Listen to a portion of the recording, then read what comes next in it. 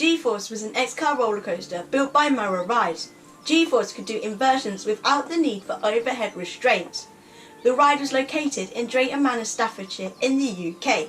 You're watching Theme Park Enthusiast, and today I'll be talking about G-Force, a forgotten ride at the Drayton Manor theme park. Let's get into the video. The ride construction name was Project X, but the real name was later released, that being G-Force.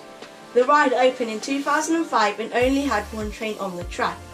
The ride queue line consisted of projectors and soundtracks, but apart from that there was no real theming.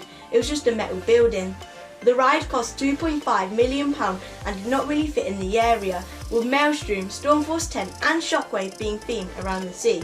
It did not make sense for the coaster to be red, and that sort of theme it was. In my opinion, the only good bit of this ride was the Humpty Bump lift hill and the airtime hill.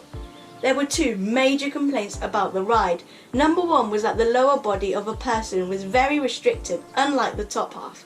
The other one is that the restraints did not lock properly in, meaning that the bars could get very tight on people, restricting the airtime hill. In 2005, Maurer told all theme parks with an X-Car coaster to shut because of the bars strapping riders in may not be durable for the future. The problem was then fixed, and then all X-Car coasters reopened. The ride got many negative reviews, and after 13 years of operation, in October 2018, Drayton Manor released that G-Force would not be opening anymore due to maintenance issues and the cost of the ride pass. The ride has now been removed, and what is the future of the area of this park? The future of Drayton Manor is now very wobbly, and if they do not get a major ride, they may shut their gates in the future. What do you think are the next steps to Drayton Manor Resort? Leave them in the comments down below. I'd love to hear them. Thanks for watching the Theme Park Enthusiast, and I'll see you in the next episode. Bye!